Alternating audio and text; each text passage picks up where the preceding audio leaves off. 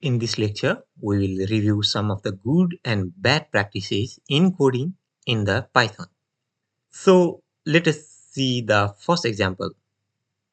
PEP8 is like a guidebook that tells us how to write our Python code so that it looks neat and everyone can easily understand it. It suggests things like using spaces properly and putting things in the right place. In the example, the bad code doesn't follow these suggestions. It has extra space and it doesn't look clean. The good code, however, follows PEP8 rules. It looks tidier because it doesn't have extra space around the print statement. Following PEP8 helps us to write the code that's clear and easy for others to read and understand.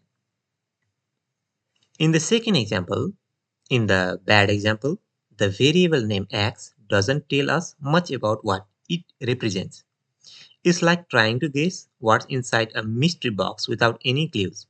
However, in the good example, the variable name number of students gives us a clear idea that it's storing information about the count of students.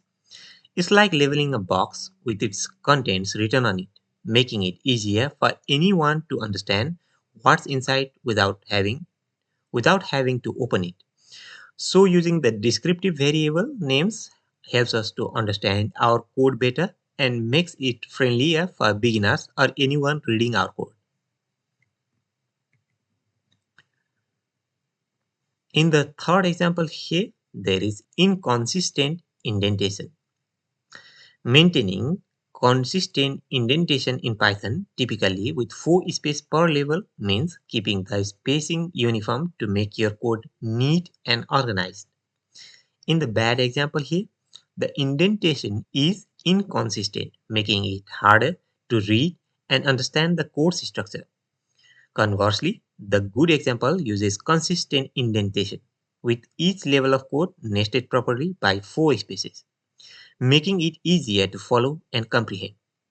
Consistent indentation ensures that your code is visually appealing and helps other programmers to understand its logical structure more easily, which is essential for collaboration and maintaining code quality. White space uses. Using white space effectively enhances readability of the code, especially for beginners. In the bad example, lack of spaces around the function parameters and operators makes the code look crowded and harder to read. In contrast, the good example adds spaces around the parameters and operators, making the code more visually appealing and easier to understand.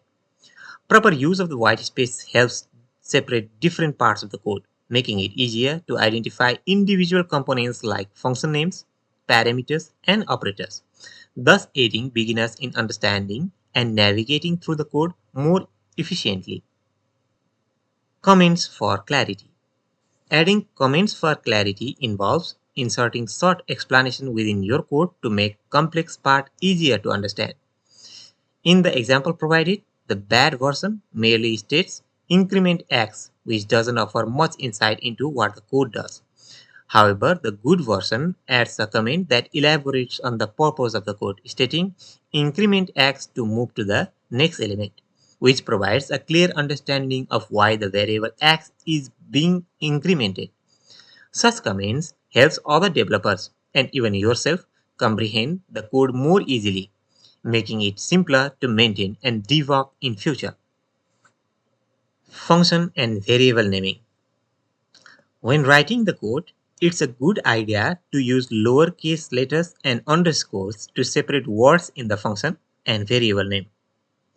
In the bad example, the function name myFunction uses uppercase letters, which can be confusing and not consistent.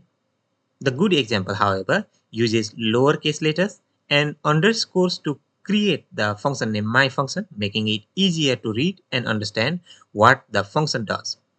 This convention helps maintain consistency throughout your code and makes it more readable for other developers who might work with your code later on.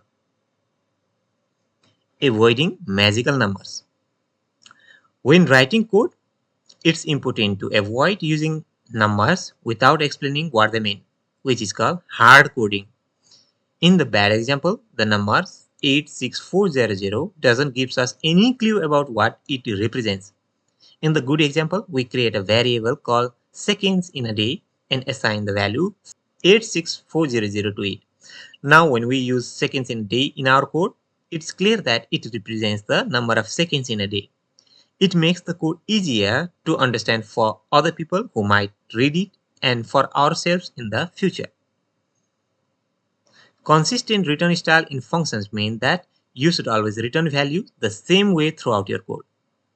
In the bad example, the function calculates the sum but prints it instead of returning it, which might makes it hard to use the result in other parts of the code. The good example, however, consistently returns the result, making it easier to understand the use of the function. Similarly, using list and dictionary comprehensions allows you to write compact and understandable code. In the bad example, you manually iterate through a range to calculate squares and append them to a list, which is verbose. In the good example, a list comprehension is used, which succinctly generates the square of numbers from 0 to 9, resulting in clearer and more concise code.